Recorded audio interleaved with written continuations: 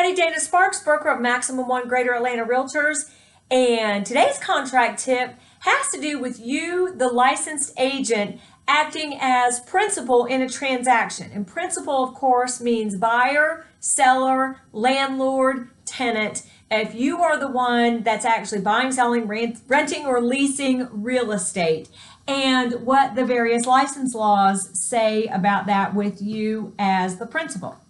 So basically, the first thing to realize is that once you are licensed, once you have a real estate license issued to you by the state of Georgia, things are different for you with respect to anything you have to do with real property. You can no longer do anything with real property, buy, sell, rent or lease property, or exchange, for example, like you could before you have a license.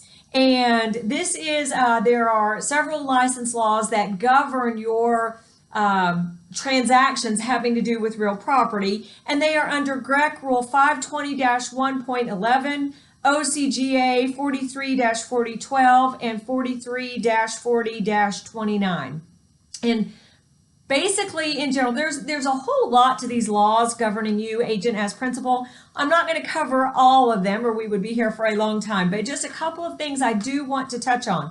One is that basically you cannot do anything with real property without first notifying your broker and getting permission from your broker. Now, this has nothing to do with you taking a commission on that property. Basically, what the law says is that in order to protect the public, it requires a licensee to comply with its provisions, whether acting as an agent or as a principal. The license law requires brokers to review all of their affiliated licensees' activities for compliance with the law, whether the activity is that of an agent or principal and agent. Thus, whenever an affiliate intends to act as a principal or as a principal and an agent in handling his or her own real property, license law requires the affiliate to disclose his or her intentions in writing. So, number one, you must first advise your broker in advance of your intention. So it's your intention, meaning you need to contact your broker, and typically it can be by email, and get your broker's permission or consent for you to engage in real estate involving real property before you ever put your name on a contract or a lease listing or a buyer brokerage agreement.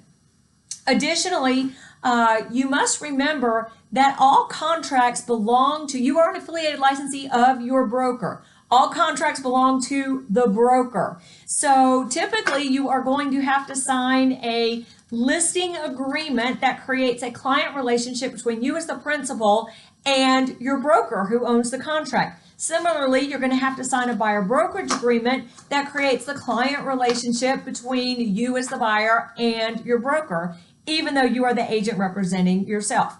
Now, as far as advertising goes, you must disclose that you are a licensed agent in the state of Georgia by either using that verbiage, I'm a licensed agent in the state of Georgia, or if you're buying it with someone else, whether it be a spouse, a child, a business partner, if you're a member of an LLC purchasing property, you also must disclose that not only are you the agent in the transaction, but that you are as one of the principals or a member of the LLC or one of the co-buyers or co-sellers, that you do hold a real estate license in the state of Georgia and or put your real estate license there. Additionally, you must adhere to all of the advertising laws. You must advertise in the name of the broker.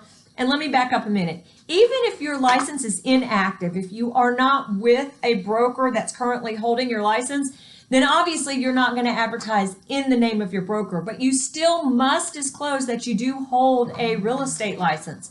And the reason is that you have training and education above and beyond that of the public who does not hold a real estate license, and therefore you must disclose that you have training and education above and beyond that, and that Georgia has given you a real estate license to practice real estate.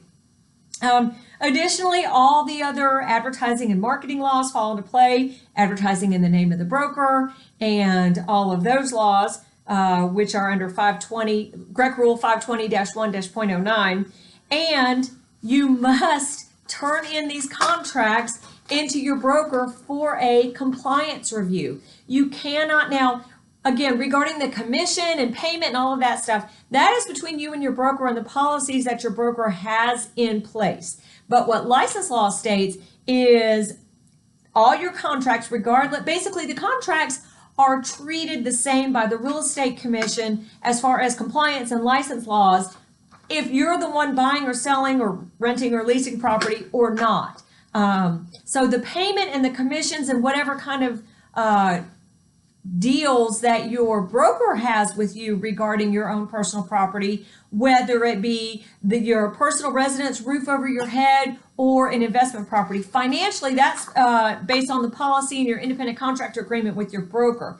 But license law wise, again, you must turn everything into the broker for compliance review. You must notify your broker of your intention prior to ever signing a contract, a listing agreement, buyer brokerage agreement, lease, so forth and so on. Advertising laws you must stay in compliance with all of the GREC marketing and advertising laws, and you must disclose that you do hold a license. Now, there is a whole other section regarding agents who are going to handle other people's money, who are going to handle trust money. For example, earnest money in a purchase and sale or a security deposit. That's a whole nother video, and maybe I'll do another video tip on that sometime. But I just wanted to give you a brief introduction into agent as principal and some of the license laws governing those activities. Thank you so much for watching. Dana Sparks, broker of Maximum One Greater Atlanta Realtors, satisfying your needs with service, innovation, and education.